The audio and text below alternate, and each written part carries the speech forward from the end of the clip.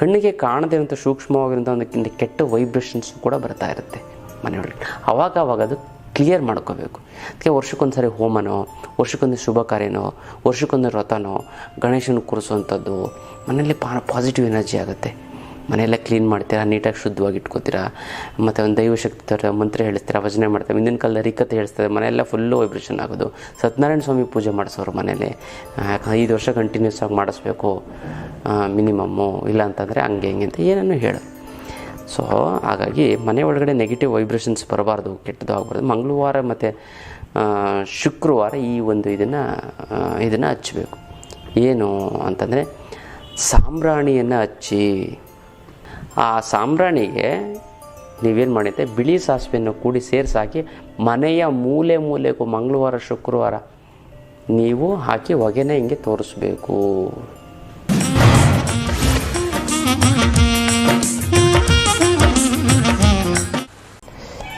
ಜೈ ಭಗವಾನ್. ಎಲ್ಲರಿಗೂ ನಮಸ್ಕಾರ. ಮಹಾದೇವಿ ಚ ದುಷ್ಟಪತ್ನಿ ಮಹಿ ತನ್ನ ಐಶ್ವರ್ಯಲಕ್ಷ್ಮಿ ಪ್ರಶಸ್ತಿ. ಎಲ್ಲರಿಗೂ ನಮಸ್ಕಾರ. ಇವತ್ತಿನ ವಿಶೇಷ ಸಂಚಿಕೆಯಲ್ಲಿ ಅನೇಕ ವಿಚಾರಗಳನ್ನು ನಾವು ತಿಳ್ಕೊಳ್ಳೋಣ. ಮೊದಲನೇದಾಗಿ ಮುದ್ರೆಗಳು. ಯಾವೊಂದು ಮುದ್ರೆ ಮಾಡಿದ್ರೆ ಏನು ಅನುಕೂಲ ಆಗುತ್ತೆ ಅಂತ ನೋಡ್ತಿದ್ರೆ, ಸೈನಸ್ ಸಮಸ್ಯೆ ಅಂತಂದರೆ ಸಿಕ್ಕಾಪಟ್ಟೆ ಯಾವಾಗಲೂ ಶೀತ, ಯಾವಾಗಲೂ ನೆಗಡಿ, ಯಾವಾಗಲೂ ತಲೆನೋವು, ಈ ಥರದ್ದು ಆಗ್ತಾಯಿತ್ತು ಸೈನಸ್. ಈ ಸೈನಸ್ಸಿಗೆ ಸಂಬಂಧಪಟ್ಟಂಥ ಸಮಸ್ಯೆಗಳು ನಿವಾರಣೆ ಮಾಡಬೇಕು ಅಂತಂದರೆ ನೀವು ಸೂರ್ಯ ಮುದ್ರೆ ಮಾಡಿ. ಹೆಬ್ಬೆರಳು ಪ್ಲಸ್ ಉಂಗುರದ ಬೆರಳು. ಅವ್ರು ಸ್ವಲ್ಪ ಶೀತ ಆಯಿತು ಅಂದರೆ ಸಾಕು, ನೆಗಡಿ ಬಂದು ಮಾಡೋದು. ಸ್ವಲ್ಪ ಜೀಟ್ ಜಾಸ್ತಿ ಆಯಿತು ಅಂತಂದ್ರೂ ಕೂಡ ಒಳಗಡೆ ಕೋಲ್ಡ್ ಉತ್ಪತ್ತಿ ಮಾಡುತ್ತಲ್ಲ, ಅವಾಗಲೂ ಕೂಡ ಸೈನಸ್ ಬರುತ್ತೆ. ಇದು ಸೂರ್ಯ ಮುದ್ರೆಯಿಂದ 15 ನಿಮಿಷಗಳ ಕಾಲ ಮಾಡಿ. ಹೆಬ್ಬೆರಳು ಪ್ಲಸ್ ಉಂಗುರದ ಬೆರಳನ್ನು ಸಂಪೂರ್ಣವಾಗಿ ಮಡಿಸಬೇಕು ಗೊತ್ತಲ್ಲ. ಮತ್ತು ಲಿಂಗ ಮುದ್ರೆಯನ್ನು 20 ನಿಮಿಷಗಳ ಕಾಲ ಮಾಡಬೇಕು ಗೊತ್ತಲ್ಲ. ಸೂರ್ಯ ಮುದ್ರೆನ 15 ನಿಮಿಷಗಳ ಕಾಲ, ಲಿಂಗ ಮುದ್ರೆನ 20 ನಿಮಿಷಗಳ ಕಾಲ ನೋಡಿ. ತೋರ್ಗಳನ್ನ ಇಟ್ಕೋಬೇಕು. ಮೊದಲು ಹೆಬ್ಬೆರಳು ಒಳಗಡೆ ಸೇರಿಸಿ ಸಂಪೂರ್ಣವಾಗಿ ಮಡಿಸಿ. ಇದೆ ಲಿಂಗ ಮುದ್ರೆ. ಈ ಲಿಂಗ ಮುದ್ರೆನ 20 ನಿಮಿಷಗಳ ಕಾಲ ಮಾಡೋದ್ರಿಂದ ತುಂಬ ಚೆನ್ನಾಗಾಗುತ್ತೆ, ತುಂಬ ಒಳ್ಳೆಯದಾಗ್ತಾ ಬರುತ್ತೆ. ಸೈನಸ್ ಸಮಸ್ಯೆ ನಿವಾರಣೆ ಆಗ್ತಾ ಬರುತ್ತೆ. ಇದು ವಿಶೇಷವಾದಂಥ ಒಂದು ಮುದ್ರೆಯ ವಿಚಾರ. ಇನ್ನು ಜೀವನದ ಒಂದು ಸಮಸ್ಯೆ ಏನು ಅಂತಂದರೆ, ಜೀವನದಲ್ಲಿ ಯಾವುದು ಸಮಸ್ಯೆ ಜೀವನದಲ್ಲಿ ನಿಮ್ಗೆ ಏನು ಸಮಸ್ಯೆ ಆಗುತ್ತಪ್ಪ ಅಂತ ಕೇಳಿದ್ರೆ, ಫಸ್ಟ್ ಹೇಳ್ತಾರೆ ಸಾಲ ಮಾಡಿಬಿಟ್ಟಿದ್ದೆ ಅದನ್ನು ತೀರ್ಸತ್ತೆ. ಒಂದು ಸಮಸ್ಯೆ ಇಲ್ಲದೆ ಗಲಾಟೆ ಮಾಡ್ತಾರೆ. ಒಂದು ಇದು ಅವ್ರು ಬಂದು ಗಲಾಟೆ ಮಾಡೋದಿರಲಿ, ಆ ಗಲಾಟೆ ಮಾಡ್ತಾರೆ ಅಂತ ಹೇಳೋದೇ ಒಂದು ಸಮಸ್ಯೆ ಅಲ್ವಾ. ಗಲಾಟೆ ಮಾಡ್ತಾರೆ ಸರ್. ಫಸ್ಟ್ ಆಫ್ ಆಲ್ ಸಾಲ ಏನಕ್ಕೆ ಮಾಡಿದೆ, ಸಾಲ ತೀರಿಸ್ಬೇಕಲ್ಲಪ್ಪ ಅಂತ ಅನ್ನೋದೇ ಒಂದು ಸಮಸ್ಯೆ. ಎಲ್ಲವೂ ಕೂಡ ಸಮಸ್ಯೆನೇ ಅಲ್ವಾ. ಇನ್ನೊಂದು ಎಲ್ಲದಕ್ಕಿಂತ ದೊಡ್ಡ ಸಮಸ್ಯೆ ಏನು ಅಂತಂದರೆ, ನಾವು ಕೆಟ್ಟದಾಗಿ ಯೋಚನೆ ಮಾಡುವುದೇ ಒಂದು ದೊಡ್ಡ ಜೀವನದ ಸಮಸ್ಯೆ. ಎಷ್ಟೊಂದು ಬಾರಿ ನಾವು ಕೆಟ್ಟದಾಗಿ ಯೋಚನೆ ಮಾಡಿಬಿಡ್ತೀವಿ. ಮದುವೆ ಆಗಬೇಕಾದ್ರೆ ಒಳ್ಳೆ ಸೆಲೆಕ್ಷನ್ ಮಾಡ್ಕೊಳ್ಳೋ, ಯಾವುದೋ ಒಂದು ಹುಡುಗಿ ಅಥವಾ ಯಾವುದೋ ಹುಡುಗನ್ನ ಮದುವೆ ಮಾಡ್ಕೊಬಿಡೋದು. ಅಪ್ಪ ಅಮ್ಮ ಹೇಳಿದ್ರು ಅಂತ ಅವ್ರಿಗೇನು ಗೊತ್ತು. ಅವ್ರ ಅಪ್ಪ ಅಮ್ಮ ಮದುವೆ ಹೆಣ್ಣನ್ನ ನೋಡಿ ಮದುವೆ ಮಾಡ್ಕೊಳ್ಬೇಕಾಗಿರೋದು ನಿಮ್ಮ ಕರ್ತವ್ಯ. ನೀವು ಡಿಸಿಷನ್ ಮಾಡಬೇಕು ಅಲ್ವಾ. ಅಪ್ಪ ಅಮ್ಮ ಏನು ನೋಡ್ತಾರೆ, ಅವ್ರ ಅಪ್ಪ ಅಮ್ಮನ ನೋಡ್ತಾರೆ. ಹುಡುಗಿನ ಸೆಕೆಂಡ್ರಿ ನೋಡೋದು. ಫಸ್ಟು ನೀವು ಯಾವುದೇ ಅಪ್ಪ ಅಮ್ಮ ಆಗಲಿ, ಆ ಹುಡುಗನ ತಂದೆ ಏನು ಮಾಡ್ತಾರೆ, ತಾಯಿ ಏನು ಮಾಡ್ತಾರೆ, ಒಳ್ಳೆಯವರಾ, ಒಳ್ಳೆ ಕ್ಯಾರೆಕ್ಟರ್ ಇದೆಯಾ, ಒಳ್ಳೆ ಸ್ವಭಾವನಾ ಅಂತ ಎಲ್ಲ ಮಾತಾಡಿಕೊಂಡು ಆಮೇಲೆ ಹುಡುಗಿ ಫೋಟೋ ತಗೋತಾರೆ. ಹುಡುಗಿ ಚೆನ್ನಾಗಿದೆ, ನೋಡೋಕ್ಕೆ ಲಕ್ಷಣವಾಗಿದೆ, ಓಕೆ ಮಾಡ್ಕೊಳ್ಳೋಣ ಅನ್ನೋದು. ಅಂದರೆ ಜಾಸ್ತಿ 90% ಹುಡುಗಿ ಮನೆ ಅಥವಾ ಹುಡುಗನ ಮನೆಯವರು ಹುಡುಗಿಯ ತಂದೆ ತಾಯಿ ನೋಡ್ತಾರೆ, ಹುಡುಗನನ್ನು ನೋಡಿ ಸ್ಟಡಿ ಮಾಡೋದಿಲ್ಲ. ಅದಕ್ಕೆ ಎಷ್ಟೊಂದು ಡೈವರ್ಸ್ಗಳು, ಮನಸ್ತಾಪಗಳು, ಜಗಳಗಳು ಆಗ್ತಾ ಬರುತ್ತೆ. ಅಂತಂದರೆ ಹುಡುಗಿ ಅವರ ಅಪ್ಪ ಅಮ್ಮ ಒಳ್ಳೆಯವರು, ಮದುವೆ ಮಾಡ. ಹುಡುಗಿ ಒಳ್ಳೆಯವಳು ಅಂತ ಗೊತ್ತಿರ್ಬೇಕಾದ್ರೆ ಹುಡುಗ ಒಳ್ಳೆಯವನು ಅಂತ ಗೊತ್ತಾಗಬೇಕಲ್ಲ. ಅದಕ್ಕೆ ನೀವೇನು ಮಾಡಬೇಕು, ಹುಡುಗಿ ಅಪ್ಪ ಅಮ್ಮನ ಒಳ್ಳೆಯದಾ, ಹುಡುಗಿ ಹೇಗಿದ್ದಾಳೆ ಅಥವಾ ಹುಡುಗ ಹೇಗಿದ್ದಾನೆ ಅಂತ ಸ್ವಲ್ಪ ನೀವು ರಿಸರ್ಚ್ ಮಾಡಬೇಕು. ಅಂತಂದರೆ ಅವ್ರ ಬಗ್ಗೆ ತಿಳ್ಕೊಬೇಕು. ಅವ್ರನ್ನ ಫೋನಲ್ಲಿ ಕಾಂಟ್ಯಾಕ್ಟಲ್ಲಿ ಮಾತಾಡಿ ಹೆಂಗೆ ಏನು ಅವ್ರ ಸ್ವಭಾವವನ್ನು ನೀವು ತಿಳ್ಕೊಳ್ಬೇಕು. ಆಗ ಅದನ್ನು ಬಿಟ್ಟು ನೀವೇನು ಮತ್ತು ಕೆಟ್ಟದಾಗಿ ಯೋಚನೆ ಮಾಡಬೇಡ ಅಂಥದ್ದು. ಅಂತಂದರೆ ಒಳ್ಳೆಯವ್ರು ಇಲ್ಲದೇ ಇದ್ರೂ ಒಳ್ಳೆಯವರು ಅಂದ್ಕೊಳ್ಳೋದು ಗೊತ್ತಲ್ಲ. ಇನ್ನೊಂದು ಎಷ್ಟೊಂದು ಸರಿ ಏನಾಗುತ್ತೆ ಅಂತಾರೆ, ಜೀವನದಲ್ಲಿ ಯಾಕೆ ನಿಮಗೆ ಬೇಜಾರಾಗುತ್ತಾ, ದುಃಖ ಆಗುತ್ತಾ, ಚಿಂತೆ ಆಗುತ್ತಾ ಅಂದರೆ ನೀವು ಕೆಟ್ಟದಾಗಿ ಯೋಚನೆ ಮಾಡ್ತಾಯಿದ್ದೀರಾ ಅಂತ ಮಾತ್ರ. ಈ ಕೆಟ್ಟದಾಗಿ ನೀವು ಯೋಚನೆ ಮಾಡಲೇ ಇಲ್ಲ ಅಂತ ಬಿಸ್ನೆಸ್ ಲಾಸ್ ಆಗಿದೆ, ಹೌದಾ, ಲಾಸ್ ಆಗಿದೆಯಾ, ಲಾಸ್ ಆಯಿತಾ, ಬಿಡು ನಾಳೆ ಮತ್ತೆ ಬಿಸ್ನೆಸ್ ಮಾಡೋಣ, ಸಕ್ಸಸ್ ಆಗ್ತೀನಿ ಅಂತಂದರೆ you are a successful men. ಅದನ್ನು ಬಿಟ್ಟು ಅಯ್ಯೋ ಹಿಂಗೆ ಆಗೋಯ್ತಲ್ಲ ಅಂತ ನೀವು ಕೆಟ್ಟದಾಗ ಆಗೋಗಿದೆ ಮತ್ತೆ ಸರಿ ಮಾಡ್ಬೋದು, ಆದರೆ ಆಗೋಯ್ತಲ್ಲ ಅಂತ ಯೋಚನೆ ಮಾಡ್ಕೊಂಡು ಕೆಟ್ಟದಾಗ ಯೋಚನೆ ಮಾಡ್ಕೊಂಡು ನಿನ್ನ ಜೀವನದಲ್ಲಿ ನಾನು ಆ ಒಂದು ಬಿಸ್ನೆಸ್ಸೇ ಮಾಡೋದು ಬೇಡ ಅಂತ ನೀವು ತೀರ್ಮಾನಕ್ಕೆ ತಗೊಳ್ಳೋ, ಇದು ಕೆಟ್ಟ ಯೋಚನೆ. ಈ ಕೆಟ್ಟ ಯೋಚನೆ ಮಾಡುವುದೇ ಒಂದು ದೊಡ್ಡ ಜೀವನದ ಸಮಸ್ಯೆ. ಅದಲ್ಲ ಬಿಸ್ನೆಸ್ ಆಯ್ತಾ ಮತ್ತೆ ಫೇಲ್ ಆಯಿತಾ ಮತ್ತೆ ಪಾಸ್ ಆಗೋಣ, ಡೈವರ್ಸ್ ಆಯ್ತಾ ಬಿಡು ಇನ್ನೊಂದು ಮದುವೆ ಆಗೋಣ, ಇಲ್ಲದ್ರೆ ಒಂಟಿಯಾಗಿರೋಣ ನೆಮ್ಮದಿಯಾಗಿ ಅನ್ನಬೇಕು. ಯಾವುದಕ್ಕೂ ಕೂಡ ಫೀಲಿಂಗ್ ಮಾಡ್ಕೋಬಾರ್ದು. ಅದು ಹೇಳಿದಷ್ಟು ಸುಲಭ ಅಲ್ಲ, ಬಟ್ ನೀವು ಪ್ರಾಕ್ಟೀಸ್ ಮಾಡ್ತಾನೆ ಆಗ ಅದು ನಿಜವಾದಂಥ ಒಂದು ವಿಚಾರ. ಅದಕ್ಕೆ ಕೆಟ್ಟದಾಗಿ ಯೋಚನೆ ಮಾಡುವುದೇ ಒಂದು ದೊಡ್ಡ ಜೀವನದ ಸಮಸ್ಯೆ. ಇದು ವಿಶೇಷವಾದಂಥ ಒಂದು ವಿಚಾರ. ಇನ್ನು ಬರಬೇಕಾಗಿರೋ ದುಡ್ಡು ಬರ್ತಾಯಿಲ್ಲ ಅಂತಂದರೆ, ಕೊಡೋರಿಗೆ ಕೊಡೋಕ್ಕಾಗ್ತಾ ಇಲ್ಲ ಅಂತಂದರೆ, ಸಿಕ್ಕಾಪಟ್ಟೆ ಸಾಲ ಆಗಿತ್ತು ಅಂತಂದರೆ, ಗುರುಗಳೇ ದುಡ್ಡು ನೀರು ಥರ ಖರ್ಚಾಗ್ತಾಯಿದೆ ಗುರುಗಳೇ, ಏನು ಮಾಡಬೇಕು ಅನ್ನೋಂಥದ್ದೇ ಗೊತ್ತಾಗ್ತಾ ಇಲ್ಲ ಗುರುಗಳೇ. ಸಾಲದವರು ಫೋನ್ ಮೇಲೆ ಫೋನು, ಮೆಸೇಜ್ ಮೇಲೆ ಮೆಸೇಜು, ಮನೆ ಹತ್ರ ಬಂದು ಗಲಾಟೆ ಮಾಡ್ತೀನಿ ಅಂತಾರೆ ಗುರುಗಳೇ, ನಾನು ಏನು ಮಾಡಬೇಕು ಗೊತ್ತಾಗ್ತಾ ಇಲ್ಲ ಅಂತ ಏನಾರು ಇತ್ತು ಅಂತಂದರೆ ತಲೆನೇ ಕೆಡಿಸ್ಕೊಬಿಡಿ. ಅದಕ್ಕೆಲ್ಲ ಏಕೈಕ ರಾಮಬಾಣ ಅಂತಂದರೆ ಅಷ್ಟಲಕ್ಷ್ಮಿ ಯಂತ್ರ. ಈ ಅಷ್ಟಲಕ್ಷ್ಮಿ ಯಂತ್ರವನ್ನು ಮನೆ ಇಟ್ಟು ಪ್ರತಿಷ್ಠಾಪನೆ ಮಾಡಿದ್ದೇ ಆಯಿತು ಅಂತಂದರೆ ಅದು ಎಂಥದ್ದೇ ಹಣಕಾಸಿನ ಸಮಸ್ಯೆ ಇದ್ದರೂ ಕೂಡ ನಿವಾರಣೆ ಆಗೋಗ್ಬಿಡುತ್ತೆ. ಕೇವಲ ಸಾಲ ಮಾಡಿರೋರ್ಗೆ ಮಾತ್ರ ಅಲ್ಲ ಗುರುಗಳೇ, ಇನ್ನು ಕೆಲವರು ನನಗೆ ತುಂಬ ಸಾಲ ಪಾಲ ಏನಿಲ್ಲ ಗುರುಗಳೇ, ಬಟ್ ಊಟ ತಿಂಡಿ ಬಟ್ಟೆಗೆ ಏನು ತೊಂದರೆ ಇಲ್ಲ ಗುರುಗಳೇ, ಏನು ಸ್ಯಾಲ್ರಿ ಬರ್ತಾಯಿದೆ, ಬಟ್ ಆದರೆ ಒಂದು ಸೈಟ್ ತೊಗೊಳಕ್ಕಾಗ್ತಾಯಿಲ್ಲ, ಒಂದು ಮನೆ ಕಟ್ಟೋಕ್ಕಾಗ್ತಾಯಿಲ್ಲ ಗುರುಗಳೇ, ಮಕ್ಕಳಿಗೆ ಮದುವೆ ಮಾಡಬೇಕು, ಮಕ್ಕಳಿಗೆ ನಾವು ಓದಿಸ್ಬೇಕು, MBA 7-8 ಲಕ್ಷ ರೂಪಾಯಿ ಖರ್ಚಾಗುತ್ತೆ, ಅದು ಇದು ಮಾಡಬೇಕು ಅಂತಾರೆ, ಆಗ್ತಾಯಿಲ್ಲ ಗುರುಗಳೇ. ಮಕ್ಕಳಿಗೆ ಮದುವೆ ಮಾಡಬೇಕು, 15-20 ಲಕ್ಷ ರೂಪಾಯಿ ಖರ್ಚಾಗುತ್ತೆ ಗುರುಗಳೇ, ಏನು ಮಾಡೋದು ದುಡ್ಡಿಲ್ಲ, ಬಟ್ ಊಟ ತಿಂಡಿಗೆ ಏನು ತೊಂದರೆ ಇಲ್ಲ ಗುರುಗಳೇ ಅಂತ ಹೇಳ್ತಾರೆ. ಏನು ಮಾಡೋದು ಗುರುಗಳೇ ಅಂತಾರೆ. ಇನ್ನು ಕೆಲವರು ಗುರುಗಳೇ ನಮ್ಮ ಫ್ರೆಂಡ್ಸ್ ರಿಲೇಟಿವ್ಸ್ ಎಲ್ಲ ಫಾರಿನ್ ಟೂರು ಮತ್ತು ಒಡವೆಗಳೆಲ್ಲ ಹಾಕ್ಕೊಂಡು ಕಾರು ಹೋಗಿರು ಅಂತೆಲ್ಲ ತುಂಬ ಜೋರಾಗಿದ್ದಾರೆ ಗುರುಗಳೇ, ನಮ್ಮ ರಿಲೇಷನ್ ಎಲ್ಲ ಚೆನ್ನಾಗಿದ್ದಾರೆ ಫ್ರೆಂಡ್ಸಲ್ಲಿ, ನಾವೇ ಈ ಥರ ತುಂಬ ಫೈನಾನ್ಷಿಯಲಿ ತುಂಬ ವೀಕು ಗುರುಗಳೇ, ಏನು ಮಾಡೋದು ಅಂತಾರೆ. ತಲೆನೇ ಕೆಡಿಸ್ಕೋಬೇಡಿ. ಅದಕ್ಕೂ ಕೂಡ ಏಕೈಕ ರಾಮಬಾಣ ಅಂದರೆ ಅಷ್ಟಲಕ್ಷ್ಮಿ ಯಂತ್ರ ಗೊತ್ತಲ್ಲ. ಇದುವರೆಗೂ ಆ ಥರ ಯಾರ್ಯಾರು ಅಷ್ಟಲಕ್ಷ್ಮಿ ಯಂತ್ರ ತೆಗೆದುಕೊಂಡಿದ್ರೋ ಅವ್ರು ಇದುವರೆಗೂ ಯಾವುದೇ ಕಾರಣಕ್ಕೂ ಕೂಡ ಜೀವನದಲ್ಲಿ ಹಣಕಾಸಿನ ಸಮಸ್ಯೆಯನ್ನು ಅನುಭವಿಸೇ ಇಲ್ಲ. ಇಲ್ಲ 100ಕ್ಕೆ ಒಂದು 2-3 ಜನ ಬಿಟ್ಟರೆ ಇನ್ನು 97-98 ಜನಕ್ಕೆ ತುಂಬ ಚೆನ್ನಾಗಾಗಿದೆ, ಆಗುತ್ತೆ, ಹಿಂದೆ ಆಗಿತ್ತು, ಈಗಲೂ ಕೂಡ ಆಗಿದೆ, ಇನ್ನು ಮುಂದಕ್ಕೂ ಕೂಡ ಆಗುತ್ತೆ. ಅಷ್ಟು ಒಂದು ಪವರ್ಫುಲ್ ಆಗಿರೋಂಥ ಯಂತ್ರ ನಾನು ನಿಮಗೆ ಕೊಡ್ತಾ ಇರೋಂಥದ್ದು. ಖಂಡಿತವಾಗ್ಲೂ ಕೂಡ ಖುದ್ದು ನನ್ನ ಭೇಟಿಯಾಗಿ ತೆಗೆದುಕೊಂಡೋಗಿ, ಇದನ್ನು ಕೊರಿಯಲ್ಲಿ ಕಳಿಸೋದಕ್ಕಾಗೋದಿಲ್ಲ, ನೇರವಾಗಿ ಬಂದು ಖುದ್ದು ನನ್ನ ಭೇಟಿಯಾಗಿ ತೆಗೆದುಕೊಂಡೋಗಿ ಅಥವಾ ನಿಮ್ಮ ಕಡೆಯವ್ರನ್ನ ಯಾರು ಕಳಿಸಿ ಗೊತ್ತಲ್ಲ ಅದನ್ನು ಕೊಡಿ. ಇದಕ್ಕೆ ಮುಟ್ಟು ಕಟ್ಟು ಚಟ್ಟು ಮಡಿ ಮೇಲ್ಗೆ ಸೂತ್ಕ ಗಿತ್ಕ ವೆಜ್ಜು ನಾನ್ ವೆಜ್ಜು ಜಾತಿ ಗೀತಿ ದಿಕ್ಕು ಗಿಕ್ಕು ಆ ಥರದ್ದು ಏನೂ ಇಲ್ಲ ಗೊತ್ತಲ್ಲ. ಇಟ್ಟರೆ ಸಾಗೋ ಕೆಲಸ ಆಗುತ್ತೆ. ದೇವ್ರ ಮನೆಲ್ಲಾರು ಇಡ್ಬೋದು, ಬೀರನ್ನೆಲ್ಲಾರು ಇಡ್ಬೋದು, ಪ್ರತಿದಿನ ಪೂಜೆ ಮಾಡಲೇಬೇಕು ಅಂತ ಕಂಡೀಷನ್ನು ಏನೂ ಕೂಡ ಇಲ್ಲ. ಭಾಳಷ್ಟು ಜನ ಹೇಳ್ತಾರೆ ಗುರುಗಳೇ ತೊಗೋಬೇಕು ಅಂತ ಆಸೆ ಗುರುಗಳೇ, ತೊಗೊಳಕ್ಕೆ ಆಗ್ತಾಯಿಲ್ಲ. 10 ಬಾರಿ ಸ್ಟ್ರಾಂಗಾಗಿ ಸಂಕಲ್ಪ ಮಾಡಿ, ಹೆಂಗೋ ನಿಮ್ಮ ಮನೆಗೆ ಅಷ್ಟಲಕ್ಷ್ಮಿ ಯಂತ್ರ ಬರುತ್ತೆ, ನೀವಾಗಿ ನೀವು ಬಂದು ತೆಗೆದುಕೊಂಡು ಹೋಗ್ತೀರ. ಅಷ್ಟು ಪವರ್ಫುಲ್ ಇದೆ ಅಷ್ಟಲಕ್ಷ್ಮಿ ಯಂತ್ರ. ಕರ್ಮ ಕಳೆದಿದ್ದರೆ ಮಾತ್ರ ತೊಗೋದಕ್ಕಾಗೋದು. ಎಲ್ಲರೂ ಕೂಡ ಎಷ್ಟೊಂದು ಜನ ಆಫೀಸ್ ಹತ್ರ ಬಂದು ಆಶ್ರಮಕ್ಕೆ ಬಂದು ಹಾಗೆ ಕೇಳ್ಕೊಂಡು ವಾಪಸ್ ಹೊಟ್ಟೋಗ್ಬಿಟ್ಟಿದೆ. ಇನ್ನೂ ಕೆಲವ್ರಿಗೆ ಹೇಳ್ತಾರೆ ತಗೋಬಾ ಅಂತ, ಅಯ್ಯೋ ಗುರುಗಳು ಸಿಕ್ಕಿಲ್ಲ, ಹಂಗೆ ಸಿಕ್ಕಿಲ್ಲ, ಈಗ ಸಿಕ್ಕಿಲ್ಲ, ಲೇಟ್ ಆಗೋಯ್ತು ಅಂತ ಏನೋ ಒಂದು ಸುಳ್ಳು ಹೇಳಿ ಬಂದುಬಿಡ್ತಾರೆ. ಇಲ್ಲ, ಒಳ್ಳೆ ವ್ಯಕ್ತಿಗಳನ್ನ ಕಳಿಸಿ, ಗೊತ್ತಲ್ಲ ನೀವು ಬರೋಕ್ಕಾಗಿಲ್ಲ ಅಂತಂದರೆ ಅಥವಾ ನೀವೇ ಖುದ್ದಾಗಿ ಬಂದು ಭೇಟಿಯಾಗಿ ತೆಗೆದುಕೊಂಡೋಗಿ ನಿಮ್ಮ ಸಮಸ್ಯೆಗಳು ಎಲ್ಲವೂ ಕೂಡ 100ಕ್ಕೆ, ಅದರಲ್ಲಿ ಎಸ್ಪೆಷಲಿ 100ಕ್ಕೆ 100% ಬಗೆಹರದೇ ಹರಿಯುತ್ತೆ ಅಲ್ಲ. ಮಿಕ್ಕಿದವರೆಲ್ಲರಿಗೂ ಕೂಡ ಚೆನ್ನಾಗಾಗುತ್ತೆ. ಆ ಒಂದು ಅಷ್ಟಲಕ್ಷ್ಮಿ ಅಂತ ತೆಗೆದುಕೊಂಡವ್ರಿಗೆ ಮಾತ್ರ ಅದೃಷ್ಟ ನೀವು ಹುಡ್ಕೊಂಡೋಗಲ್ಲ, ಅದೇ ನಿಮಗೆ ಬರುತ್ತೆ. ಯಾವುದೋ ರೀತಿಯಿಂದ ನಿಮಗೆ ಹಣಕಾಸಿನ ಒಂದು ಸಮಸ್ಯೆ ಬಗೆಹರದೇ ಇರುತ್ತೆ, ಇದಕ್ಕೆ ಗ್ಯಾರಂಟಿ ನಾನು ಕೊಡ್ತೀನಿ ಗೊತ್ತಲ್ಲ. ತುಂಬ ಜನಕ್ಕಾಗಿದೆ ಗೊತ್ತಲ್ಲ. ನಾನು ಇದನ್ನು ಪಬ್ಲಿಸಿಟಿ ಮಾಡೋಂಗಿದ್ರೆ ಯಾವುದೋ ಫಿಲಮ್ ಆಕ್ಟರ್ ಕೆಲ ಹಿಡಿದ್ಬಿಟ್ಟು ಅದನ್ನು ನಾನು ಹೇಳಿಸ್ಬೋದು. ನಂಗೆ ಅದು ಅವಶ್ಯಕತೆ. ನನ್ನ ವಿದ್ಯಾರ್ಥಿಗಳು ನಮ್ಮ ಕಡೆಯವ್ರಿಗೆ ಮಾತ್ರ, ನಾನು ಯಾರು ಫಾಲೋ ಮಾಡ್ತಾರೋ ಅಥವಾ ಯಾರು ನನ್ನ ತಂತ್ರಗಳನ್ನು ಮಾಡ್ತಾರೋ ಅಂಥವ್ರಿಗೆ ಮಾತ್ರ ಸಿಗಬೇಕು ಅನ್ನೋಂಥದ್ದು ನನಗೆ ಆಶಯ. ಅದಕ್ಕೋಸ್ಕರ ಖಂಡಿತವ್ರು ಖುದ್ದು ನನ್ನ ಭೇಟಿಯಾಗಿ ತೆಗೆದುಕೊಂಡೋಗಿ ನಿಮ್ಮ ಹಣಕಾಸಿನ ಸಮಸ್ಯೆಗಳು ಎಲ್ಲವೂ ಕೂಡ ಪರಿಹಾರ ಆಗಿಲ್ಲ ಅಂತಂದರೆ ಕೇಳಿ. ಅದೇ ಅಷ್ಟಲಕ್ಷ್ಮಿ ಯಂತ್ರದ ಒಂದು ಶಕ್ತಿ ಅಂತ ಹೇಳ್ಬೋದು.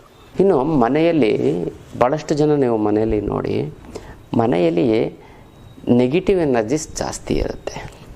ನಾನೊಬ್ಬರು ಮನೆಗೆ ಹೋಗಿದ್ದೆ, ಮನೆಗೆ ಹೋದ್ರೆ ಏನೋ ಒಂಥರ ನೆಗೆಟಿವ್ ಎನರ್ಜಿ ಹೊಡಿತಾ ಇತ್ತು. ಸಿಕ್ಕಾಪಟ್ಟೆ ನೆಗೆಟಿವ್ ಎನರ್ಜಿ. ನಮಗೆ ನಾವಿದ್ವಿ ಒಂದಿನ ಊಟ ಮಾಡೋದು ತಿಂಡಿ ತಿಂದ್ವಿ, ಅದು ಏನೋ ಅನ್ನಿಸ್ತಾಯಿತ್ತು. ನಾನು ಆ ಮನೆ ಹೆಣ್ಮಗಳಿಗೆ ಹೇಳಿದೆ, ನೋಡಮ್ಮ ಈ ಮನೇಲಿ ಯಾಕೋ ಒಂಥರ ನೆಗೆಟಿವ್ ಎನರ್ಜಿ ಕಾಡಿಸ್ತಾ ಇದೆ, ಏನೋ ಒಂಥರ ಫೀಲಿಂಗ್ ಆಗ್ತಾಯಿದೆ, ನೀನು ಒಂದು ಕೆಲಸ ಮಾಡು, ಮೃತ್ಯುಂಜಯ ಹೋಮ ಮಾಡಿಸು ಅಂತ ಹೇಳಿದೆ. ಏನೋ ಫೀಲ್ ಅನ್ನಿಸ್ತು. ಅವರು ಮಾಡಿಸ್ತೀನಿ ಹಂಗೆ ಹಿಂಗೆ, ಇವಾಗ ಏನು ಯಾರು ಮಾಡ್ಸೋಕ್ಕಾಗತ್ತೆ, ನೋಡಮ್ಮ ನಾನು ನಿಂಗೆ ಇಷ್ಟ, ನಾನು ಹೇಳಿದ್ದೀನಿ ನನಗೇನೋ ಅನ್ನಿಸ್ತಾ ಇದೆ, ದೇವತೆ ನನ್ನ ಬಾಯಲ್ಲಿ ಹೇಳಿಸ್ತಾ ಇದೆ, ಒಂದು ಭಗವಂತನೇ ಹೇಳಿಸ್ತಾನೆ ಗೊತ್ತಿಲ್ಲ, ಹೇಳಬೇಕು ಅನಿಸ್ತದೆ, ನೀವು ಮಾಡಿಸು ಅಂತ ಅಂದ್ಬಿಟ್ಟು ಹೇಳ್ಬಿಟ್ಟು ಬಂದ್ಬಿಟ್ಟೆ.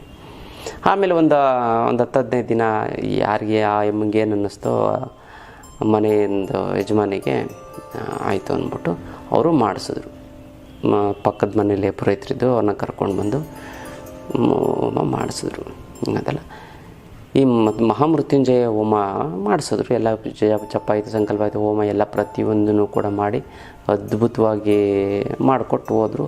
ನನಗೂ ಫೋಟೋದಲ್ಲಿ ಗಿಟ್ಸಪ್ ಎಲ್ಲವನ್ನು ಕಳಿಸಿದ್ರು. ನಾನು ನೋಡಿದೆ, ಒಳ್ಳೆಯದಾಗಲಿ ಅಂತ ಹೇಳಿದೆ, ಸುಮ್ಮನಾದೆ. ಅದಾಗಿ 1.5-2 ತಿಂಗಳು ಒಳಗಡೆ, 2 ಅಮಾವಾಸ್ಯೆ ಕಳೆಯೋದು ಒಳಗಡೆ ಆಕೆಗೆ ಸಿಕ್ಕಾಬಿಟ್ಟೆ ಚಳಿ ಜ್ವರ, ತುಂಬ ಅಂದರೆ ತುಂಬ ಚಳಿ ಜ್ವರ. ಹೆಂಗೆ ಅಂತಂದರೆ ತುಂಬ ಅಂತಂದರೆ ಬೆಳಗ್ಗೆಲ್ಲ ಚೆನ್ನಾಗಿ, ನನ್ನ ಮಧ್ಯರಾತ್ರಿ ಸಿಕ್ಕಾಬಿಟ್ಟೆ ಚಳಿ ಜ್ವರ ಬರೋಂಗೆ ಆಗೋ ಒಂದು ಚಳಿ ಜ್ವರ. ಆಮೇಲೆ ಎಲ್ಲ ಡಾಕ್ಟ್ರಿಗೆಲ್ಲ ಹೋಗಿ ತೋರಿಸಿದ್ರೆ ನೆಕ್ಸ್ಟ್ ಡೇ ಇಂಜೆಕ್ಷನ್ ಮಾತೆಲ್ಲ ಕೊಡೋರು, ಬ್ಲಡ್ಡು ಇದೆಲ್ಲ ಚೆಕ್ ಮಾಡಿಸಿದ್ರೆ ನಮ್ಮ ನಾರ್ಮಲಾಗೇ ಇತ್ತು. ಬಟ್ ಸ್ವಲ್ಪ ಒಂಚೂರು ಇದು ಕಡಿಮೆ ಇತ್ತು ಅಂಥದ್ದೇನೋ RCBನ ಏನೋ ಒಂದು ಅದರಲ್ಲೇನೋ ಸ್ವಲ್ಪ ಹೆಚ್ಚು ಕಡಿಮೆ ಇತ್ತು, ಅಷ್ಟೊಂದು ಬಿಟ್ಟರೆ ಇನ್ನೇನಿಲ್ಲ, ಬಟ್ ಎಲ್ಲ ನಾರ್ಮಲ್ ಆಗಿತ್ತು ಅಂತೇಳಿ. ಮಧ್ಯ 15 ದಿನ ಆ ಯಮ್ಮ ನಡಗಿದೆ, 15 ಡೇಸ್ ನಡುಗಿ. ಆಮೇಲೆಲ್ಲ ಹೋಗಿ ದೃಷ್ಟಿ ಎಲ್ಲ ತೆಗೆಸ್ಕೊಂಡು ಬಂದು ಇದೆಲ್ಲ ಪ್ರತಿಯೊಂದು ಏನೇನೋ ಮಾಡಿಕೊಂಡು ಪ್ರತಿಯೊಂದು ಎಲ್ಲ ಚೆನ್ನಾಗಾಗಿ ಆಮೇಲೆ ಒಂದು 15 ದಿನ ಆಗಿ 15 ದಿನ ನಡ್ಗಾದ್ಮೇಲೆ ಮತ್ತೆ ಒಂದು ವಾರ ಚೇತರಿಸ್ಕೊತಂತೆ ಎಲ್ಲ ಸರೋಯಿತು. ಆಮೇಲೆ ಅವರೆಲ್ಲ ಬೇರೆಯವ್ರ ಹತ್ರ ಜಾತಕ ಕೇಳಿಸಿದ್ದಾರೆ, ಏನು ಇಲ್ಲ ನಿಮಗೆ ಒಂದು ಕಂಟಕ ಇತ್ತು, ಸದ್ಯ ಅದು ಪರಿಹಾರ ಆಯಿತು ಅಂತ. ಅಂದರೆ ಮನೇಲಿ ಏನಾರು ಒಂದು ಕಂಟಕ ಥರ ದೋಷ ಏನಾರು ಇತ್ತು ಅಂತ ನಮಗೆ ಗೊತ್ತಾಗ್ಬಿಡುತ್ತೆ. ಒಂದು ನೆಗೆಟಿವ್ ಎನರ್ಜಿ ಅಂದರೆ ನೆಗೆಟಿವ್ ಎನರ್ಜಿ ಬಂದ್ಬಿಡುತ್ತೆ, ಯಾರ್ದೋ ಮೂಲಕ ಬರುತ್ತೆ. ಅದು ಯಾರ ಮೂಲಕ ಬರುತ್ತೋ ಹೇಗೆ ಬರುತ್ತೋ ಗೊತ್ತಿಲ್ಲ, ಒಟ್ಟಿನಲ್ಲಿ ಬಂದೇ ಬರುತ್ತೆ. ಆ ನೆಗೆಟಿವ್ ಎನರ್ಜಿ ಬರಬಾರ್ದು ಅಂತ ನೋಡಿ, ಇವ್ರ ಮನೆಗೆ ನೆಗೆಟಿವ್ ಎನರ್ಜಿ ಬಂದಿದೆ. ನಾನೇನೋ ದೋಷ ಇತ್ತು, ಅದು ನಾನು ಹೇಳಿದೆ ಸರಿಯಾದ ಸಮಯಕ್ಕೆ. ಅವರೊಂದು ಥ್ಯಾಂಕ್ಸು ಕೂಡ ನನಗೆ ಹೇಳಿಲ್ಲ, ನಮ್ಮ ರಿಲೇಟಿವೇ. ಒಳ್ಳೆಯದಾಯಿತು ನಿಮ್ಮಿಂದ, ಒಂದು ಥ್ಯಾಂಕ್ಸು, ತುಂಬ ಒಳ್ಳೆಯದಾಯಿತು, ಒಂದು ಥ್ಯಾಂಕ್ಸು ಕೂಡ ಹೇಳಲಿಲ್ಲ. ಗೊತ್ತಲ್ಲ, ಹಿತ್ತಲ ಗಿಡ ಮದ್ದಲ್ಲ, ನಮ್ಮ ಚಿಕ್ಕ ವಯಸ್ಸಿಂದ ಆಡು ಬೆಳೆದಿರೋದನ್ನು ನೋಡಿರ್ತಾರೆ ನಮ್ಮ ರಿಲೇಟಿವ್ಸು. ಹಾಗಾಗಿ ನಾನು ಅದನ್ನು ಅವ್ರ ಥ್ಯಾಂಕ್ಸ್ ಹೇಳಿ ಕಟ್ಕೊಂಡು ನಮಗೇನು ಹೇಳಬೇಕಾಗಿತ್ತು ಹೇಳಿದೆ, ಪ್ರತಿಯೊಂದು ಮಾಡಿದೆ, ಮುಗಿಸ್ದೆ, ಎಲ್ಲ ಆಯಿತು. ಅವರು ಎಲ್ಲ ಕೇಳ್ಕೊಂಡಿದ್ರು ತುಂಬ. ಆಮೇಲೆ ಚೆನ್ನಾಗಾದರು ಎಲ್ಲ ಇದೆ. ಅಂದರೆ ಮನೆಯಲ್ಲಿ ಆ ಥರ ನೆಗೆಟಿವ್ ಎನರ್ಜಿ ಬರೋದಕ್ಕೆ ಬಿಡಬಾರ್ದು. ಆಮೇಲೆ ಇನ್ನೊಬ್ರ ಹತ್ರ ನಮ್ಮನ್ನು ನಂಬಲ್ಲ, ಫಸ್ಟ್ ಆಫ್ ಆಲ್ ರಿಲೇಟಿವ್ಸ್ ಅಲ್ವಾ, ಬೇರೆಯವ್ರು ಹೇಳಿದ್ರೆ ನಂಬ್ತಾರೆ. ಇವಾಗ ನೀವು ನಂಬ್ತೀರಾ, ಅದೇ ನಮ್ಮ ರಿಲೇಟಿವ್ಸು ನಮ್ಮ ಕ್ಲೋಸ್ ಫ್ರೆಂಡ್ಸು ನಂಬಲ್ಲ, ನಮ್ಮನ್ನ ಅಷ್ಟೊಂದು ನಂಬಲ್ಲ. ಯಾಕಂದರೆ ಹಿತ್ತಲ ಗಿಡ ಮೊದಲ ಇವ್ರು ಏನು ಅಂತ ಅಂದ್ಬಿಟ್ಟು ಒಂದು ಕೇರ್ಲೆಸ್ ಮಾಡಿಬಿಡ್ತಾರೆ. ಹಾಗಾಗಿ ಇವಾಗ ನಮ್ಮ ಮಕ್ಕಳು ನಮ್ಮ ಮಾತು ಕೇಳಲ್ಲ, ಬೇರೆಯವ್ರು ಹೇಳಿದ್ರೆ ಕೇಳ್ತಾರೆ ಅಲ್ವಾ. ಆ ಥರ ನಮ್ಮ ಮಕ್ಕಳು ಸರಾಗ ಒಂದು ಇದು ಆ ಥರ. ಆಮೇಲೆ ಏನಾಯಿತು ಅಂತಂದು, ಬಟ್ ನಾನೇನೇ ಉದ್ದೇಶ ಹೇಳ್ತಾ ಇದ್ದೀನಿ ಅಂತಂದರೆ, ಮನೆ ಒಳಗಡೆ ನೆಗೆಟಿವ್ ಎನರ್ಜಿ ಬರ್ತಾಯಿರ್ತೀನಿ. ನೀವು ಹೋಗ್ತಾ ಇರ್ತೀರ ಮನೆ ಒಳಗಡೆ, ಈಗ ಎಲ್ಲೋ ಹೋಗ್ತೀರ ಹೊರಗಡೆ, ಗಲೀಜೆಲ್ಲ ತುಳ್ಕೊಂಡು ಮನೆ ಒಳಗಡೆ ಬರ್ತೀರ. ಅದು ಎಷ್ಟು ಕ್ರಿಮಿ ಇರುತ್ತೆ, ಫಸ್ಟು ಬಂದು ಕೈಕಾಲು ತೊಳಿಬೇಕು. ಎಷ್ಟು ಕ್ರಿಮಿಗಳು ಹಂಗೆ ಹಾಸಿಗೆ ಮೇಲೆ ಮಾಡ್ಕೊಟ್ರೆ ಅದನ್ನೇ ಒದ್ಕೊಂಡು ಮಲಗಿರ್ತೀರ. ಅಯ್ಯೋ, ನಿಜವಾಗ್ಲೂ ಒಬ್ಬ ಮನುಷ್ಯನಿಗೆ ಸಮಸ್ಯೆ ಆಗಬೇಕು ಅಂತಂದರೆ ಕೈಕಾಲು ತೊಳಿದೆ ಹೋಗಿ ಹಾಸಿಗೆ ಮೇಲೆ ಒಂದು 3 ದಿನ ಮಲಗಲಿ ಸಾಕು. ಮನೇಲಿ ಇರೋರಿಗೆಲ್ಲ ಜ್ವರ ಬಂದುಬಿಡುತ್ತೆ. ಯಾಕಂದರೆ ಎಷ್ಟು ಕೆಮಿಕಲ್ಲು, ಎಷ್ಟು ಇದು. ಮನೆಗೆ ಬಂದ ತಕ್ಷಣ ಬರಬೇಕು, ಕೈಕಾಲು ತೊಳ್ಕೊಬೇಕು, ನೀಟಾಗಿ ಶುದ್ಧವಾಗಿರಬೇಕು. ಆಮೇಲೆ ಹೋಗಿ ಹಾಸಿಗೆ ಆಗಲಿ, ಸೋಫಾ ಆಗಲಿ, ಮಂಚ ಆಗಲಿ ಹತ್ತಬೇಕು. ನಾವೇನು ಭಾಳಷ್ಟು ಜನ ಮೊದಲೆಲ್ಲ ಮಾಡಿ, ಇವಾಗ ಸ್ವಲ್ಪ ಹೈಜೆನಿಕ್ ಆಗಿದ್ದಾರೆ ಕರೋನಾ ಬಂದಮೇಲೆ. ಎಷ್ಟೊಂದು ಜನ ಏನು ಮಾಡಿಬಿಡೋರು ಅಂತಂದರೆ, ಹೊರಗಡೆಯಿಂದ ಬರೋ ಚಪ್ಪಲಿ ಬಿಡ್ಬಿಟ್ಟು ಆರಾಮಾಗಿ ಬಂದು ಸೋಫಾ ಮೇಲೆ ಕೂತ್ಕೊಂಡು ಎದುರುಗಡೆ ಒಂದು ಟೇಬಲ್ ಇರುತ್ತೆ, ಆಮೇಲೆ ಕಾಲು ಹಿಂಗೆ ಒಂದು ಹಾಕೊಂಡು, ಆಮೇಲೆ ಒಂದು ಅರ್ಧ ಗಂಟೆ ಆದಮೇಲೆ ಎದ್ದೋದ್ಮೇಲೆ ಅದೆಲ್ಲ ಧೂಳು ಕ್ರಿಮಿಗಳು ಎಲ್ಲ ಬಿದ್ದಿರುತ್ತೆ. ಆಮೇಲೆ ಕೈ ಕಾಲು ಮುಖ ತೊಳ್ಕೊಂಡು ತಿಂಡಿನೇನೋ ಮಾಡಿಕೊಂಡು ಅಲ್ಲೆಲ್ಲ ಅದ್ರ ಮೇಲೆ ಆ ತಟ್ಟೆ ಲೋಟ ಮತ್ತು ಆಹಾರ ಪದಾರ್ಥಗಳು ಎಲ್ಲವನ್ನು ಇಟ್ಟು ಅದು ಆ ಕ್ರಿಮಿಗಳೆಲ್ಲ ತಟ್ಟೆ ಮೇಲೆ ಬಿದ್ದು ಮನೇಲಿ ಈ ಥರ. ಅಂದರೆ ನಾನು ಏನು ಕೇಳೋಕೊಟ್ಟೆ ಅಂದರೆ ಒಂದು ನೆಗೆಟಿವ್ ಎನರ್ಜಿ ಯಾವ ರೀತಿ ಮನೆ ಒಳಗಡೆ ಬರುತ್ತೆ ಅಂತ, ಇದು ಕಣ್ಣಿಗೆ ಕಾಣುವಂಥದ್ದು. ಈ ಬ್ಯಾಕ್ಟೀರಿಯಾಸು ಕ್ರಿಮಿಗಳು ಈ ಥರದ್ದು ಎಲ್ಲ ಅಲರ್ಜೀಸು ಇದೆಲ್ಲ ಬರುತ್ತೆ. ಇದೇ ರೀತಿ ಕಣ್ಣಿಗೆ ಕಾಣದೇ ಇರೋಂಥ ಸೂಕ್ಷ್ಮವಾಗಿರೋಂಥ ಒಂದು ಕೆಟ್ಟ ವೈಬ್ರೇಷನ್ಸು ಕೂಡ ಬರ್ತಾ ಇರುತ್ತೆ ಮನೆಯೊಳಗೆ. ಅವಾಗ ಅದು ಕ್ಲಿಯರ್ ಮಾಡ್ಕೋಬೇಕು. ಅದಕ್ಕೆ ವರ್ಷಕ್ಕೊಂದು ಸರಿ ಹೋಮನೋ, ವರ್ಷಕ್ಕೊಂದು ಶುಭ ಕಾರ್ಯನೋ, ವರ್ಷಕ್ಕೊಂದು ವ್ರತನೋ, ಗಣೇಶನ ಕೂರಿಸುವಂಥದ್ದು ಮನೆಯಲ್ಲಿ ಪಾಸಿಟಿವ್ ಎನರ್ಜಿ ಆಗುತ್ತೆ. ಮನೆಯೆಲ್ಲ ಕ್ಲೀನ್ ಮಾಡ್ತೀರಾ, ನೀಟಾಗಿ ಶುದ್ಧವಾಗಿ ಇಟ್ಕೋತೀರಾ, ಮತ್ತು ಒಂದು ದೈವಶಕ್ತಿ ಥರ ಮಂತ್ರ ಹೇಳಿಸ್ತೀರಾ, ಭಜನೆ ಮಾಡ್ತಾರೆ. ಹಿಂದಿನ ಕಾಲದ ರಿಕತೆ ಹೇಳಿಸ್ತಾರೆ, ಮನೆಯೆಲ್ಲ ಫುಲ್ಲು ವೈಬ್ರೇಷನ್ ಆಗೋದು. ಸತ್ಯನಾರಾಯಣ ಸ್ವಾಮಿ ಪೂಜೆ ಮಾಡಿಸೋರು ಮನೇಲಿ 5 ವರ್ಷ ಕಂಟಿನ್ಯೂಸ್ ಆಗಿ ಮಾಡಿಸ್ಬೇಕು ಮಿನಿಮಮ್ಮು, ಇಲ್ಲ ಅಂತಂದರೆ ಹಂಗೆ ಹಿಂಗೆ ಅಂತ ಏನನ್ನು ಹೇಳೋದು. ಸೊ ಹಾಗಾಗಿ ಮನೆ ಒಳಗಡೆ ನೆಗೆಟಿವ್ ವೈಬ್ರೇಷನ್ಸ್ ಬರಬಾರ್ದು, ಕೆಟ್ಟದ್ದು ಆಗಬಾರ್ದು. ಮಂಗಳವಾರ ಮತ್ತು ಶುಕ್ರವಾರ ಈ ಒಂದು ಇದನ್ನು ಹಚ್ಚಬೇಕು. ಏನು ಅಂತಂದರೆ ಸಾಂಬ್ರಾಣಿಯನ್ನು ಹಚ್ಚಿ ಮನೆಗೆಲ್ಲ ಹೊಗೆ ಕೊಡಿ. ಹಿಂಗೆ ಅದು ಹೆಂಗೆ ಹಚ್ಚಿದ್ರೋ ನಿಮ್ಗೆ ಗೊತ್ತಿಲ್ಲ. ಅದಕ್ಕೆ ಅಂತ ಒಂದು ಕಪ್ ಬಂದಿದೆ. ಹಿಂಗೆ ಸ್ವಿಚ್ ಪ್ಲಗ್ ಹಾಕ್ಬಿಡ್ತು ಅಂತಂದರೆ ಅದೆಲ್ಲ ಹೀಟಾಗಿ ಸಾಂಬ್ರಾಣಿ ಹಾಕಿದ್ರೆ ಗಮ್ ಅಂತ ಹೊಗೆ ಬರುತ್ತೆ. ಅದನ್ನು ಹಾಕ್ತಿರೋ ಅಥವಾ ಹೆಂಗೆ ಮಾಡ್ತೀರೋ, ಆ ಸಾಂಬ್ರಾಣಿಗೆ ನೀವೇನು ಮಾಡಿದ್ದೆ, ಬಿಳಿ ಸಾಸಿವೆಯನ್ನು ಕೂಡಿ ಸೇರಿಸಾಕಿ ಮನೆಯ ಮೂಲೆಗೂ ಮಂಗಳವಾರ ಶುಕ್ರವಾರ ನೀವು ಹಾಕಿ ಹೊಗೆನೇ ಹಿಂಗೆ ತೋರಿಸ್ಬೇಕು. ಎಲ್ಲ ಮಾಡ್ತು ಅಂತಂದರೆ ತಿಂಗ್ಳಿಗೆ ಒಂದು ಸರಿನಾರು ಮಾಡಿ, ಮಂಗಳವಾರ ಒಂದು ಶುಕ್ರವಾರ ಮಾಡಿ. ಮನೇಲಿ ಯಾವ ನೆಗೆಟಿವ್ ಎನರ್ಜಿನೂ ಬರಲ್ಲ ಅದೆಲ್ಲ. ಈ ಥರ ಒಂದು ಸಮಸ್ಯೆಗೆ ಸಿಕ್ಕಾಕೊಳ್ಳಲ್ಲ ನೀವು ಅದೆಲ್ಲ. ಇದೊಂದು ಮಾಡ್ಕೊಳ್ಳಿ ಮನೇಲಿ, ತುಂಬ ಚೆನ್ನಾಗಿ. ಏನಿಲ್ಲ, ಜಸ್ಟ್ ಸಾಂಬ್ರಾಣಿ ಅದೆಲ್ಲ. ಸಾಂಬ್ರಾಣಿ ಜೊತೆಗೆ ಬಿಳಿ ಸಾಸಿವೆ, ಸಾಂಬ್ರಾಣಿ ಶುದ್ಧವಾದಂಥ ಒಂದು ಸಾಂಬ್ರಾಣಿ ತೊಗೊಂಡು ಬಿಳಿ ಸಾಸಿವೆಯನ್ನು ನೋಡಿ ಸ್ವಲ್ಪ ಒಂದು ಇಷ್ಟನ್ನು ಹಾಕಿ ಮನೆಗೆಲ್ಲ ತೋರಿಸ್ತಾ ಬನ್ನಿ. ಎಷ್ಟು ಒಳ್ಳೆಯದಾಗುತ್ತೆ ಅಂತ ಅಷ್ಟು ಒಳ್ಳೆಯದಾಗುತ್ತೆ. ಅದನ್ನು ಮಾಡ್ಕೊಳ್ಳಿ, ತುಂಬ ಚೆನ್ನಾಗಾಗುತ್ತೆ, ತುಂಬ ಒಳ್ಳೆಯದಾಗ್ತಾ ಬರುತ್ತೆ ಅಲ್ಲ. ಇದು ವಿಶೇಷವಾದಂಥ ಒಂದು ತಂತ್ರದ ವಿಚಾರ. ಇನ್ನು ಗುರುಗಳೇ, ಹಣಕಾಸಿನ ಸಮಸ್ಯೆಗೇನು ನೀವು ಅಷ್ಟಲಕ್ಷ್ಮಿ ಯಂತ್ರ ನೀವು ಕೊಡ್ತೀರ, ನಾನು ತಗೋಬೇಕು, ಅದು ಪರಿಹಾರ ಆಗಿಬಿಡುತ್ತೆ. ಆದರೆ ಜೀವನದ ಸಮಸ್ಯೆಗೆ ಏನು ಮಾಡೋದು ಗುರುಗಳೇ ಅಂತ ಕೇಳ್ತಾರೆ. ಜೀವನದ ಸಮಸ್ಯೆಗೆ ನಾನು ಅತ್ಯದ್ಭುತವಾದಂಥ ಒಂದು ಕ್ಲಾಸ್ ಮಾಡ್ತೀನಿ, ತುಂಬ ಶಿಬಿರ, ಅತ್ಯದ್ಭುತವಾದಂಥ ಒಂದು ಶಿಬಿರ, ಯಂತ್ರ ಮಂತ್ರ ಮತ್ತು ತಂತ್ರ ಶಿಬಿರ. ಇದನ್ನು ನೀವು ಕಲ್ತ್ಕೋತು ಅಂತಂದರೆ ಜನವಶೀಕರಣ ಮಾಡ್ಬೋದು, ಧನವಶೀಕರಣ ಮಾಡ್ಬೋದು. ವಶೀಕರಣ ಅಂತಂದರೆ ಬರೀ ಕೆಟ್ಟದ ಹುಡುಗಿದಲ್ಲ ವಶೀಕರಣ. ಒಬ್ಬ ಹಾಡು ಹೇಳಿ ಲಕ್ಷಾಂತರ ಜನನ ವಶೀಕರಣ ಮಾಡ್ತಾನೆ, ಒಬ್ಬ ಆ್ಯಕ್ಟಿಂಗ್ ಮಾಡಿ ಲಕ್ಷಾಂತರ ಜನನ ವಶೀಕರಣ ಮಾಡ್ತಾನೆ. ಅದರ ತನ್ನ ಟ್ಯಾಲೆಂಟನ್ನು ತೋರಿಸಿ ಲಕ್ಷಾಂತರ ಜನನ ವಶೀಕರಣ ಮಾಡ್ತಾನೆ. ಹಾಗಾಗಿ ವಶೀಕರಣ ಅಂತಂದರೆ ಕೆಟ್ಟದ್ದು ಮಾತ್ರ ಅಲ್ಲ, ತನ್ನ ಒಂದು ಟ್ಯಾಲೆಂಟಿಂದ ಜನಗಳನ್ನು ವಶೀಕರಣ, ಆ ಟ್ಯಾಲೆಂಟಿಗೆ ಬರೋವಂಥ ಶಕ್ತಿ ಹೇಗೆ ಅನ್ನೋದನ್ನು ನಾನು ತಿಳಿಸ್ಕೊಡ್ತೀನಿ ಯಂತ್ರ ಮಂತ್ರ ತಂತ್ರದ ಒಂದು ಶಿಬಿರದಲ್ಲಿ. ಅತ್ಯದ್ಭುತವಾದಂಥ ಒಂದು ಶಿಬಿರ ಗೊತ್ತಲ್ಲ. ನಾನು ಇದು ದೊಡ್ಡದಾಗಿ ಪಬ್ಲಿಸಿಟಿ ಮಾಡಿದ್ರೆ 100 ಜನ ಬರ್ತಾರೆ, ಬೇಡ, ನಾನು ಕಡಿಮೆ ಜನ ಬರಲಿ ಸಾಕು ಗೊತ್ತಲ್ಲ.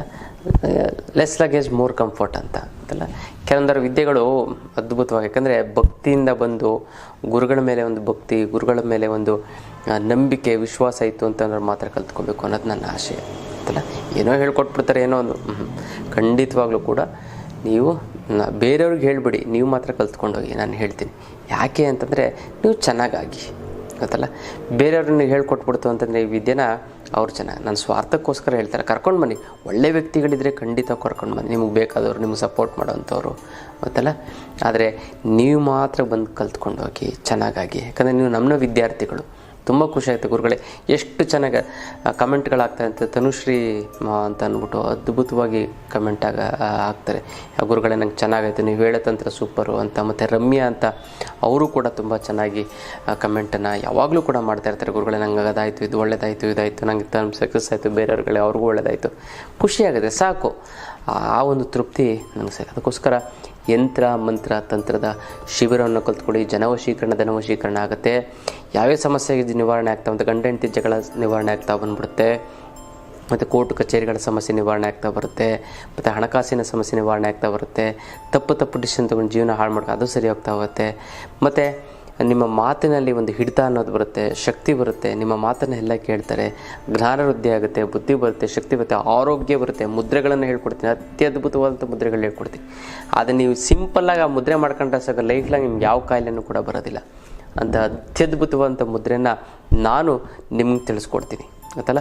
ತುಂಬ ಸರಳವಾಗಿದೆ, ತುಂಬ ಎಫೆಕ್ಟಿವ್ ಆಗಿದೆ. ಜೀವನದಲ್ಲಿ ಆ ಕೆಲವೇ ಮುದ್ರೆಗಳನ್ನು ಮಾಡಿದ್ರೆ ಸಾಕು, ಲೈಫ್ ಲಾಂಗ್ ನಿಮ್ಗೆ ಯಾವ ಇರೋ ಕಾಯಿಲೆನೂ ಹೊರಟೋಗ್ಬಿಡುತ್ತೆ, ಬೇರೆ ಯಾವ ಕಾಯಿಲೆನೂ ಕೂಡ ಬರೋದಿಲ್ಲ.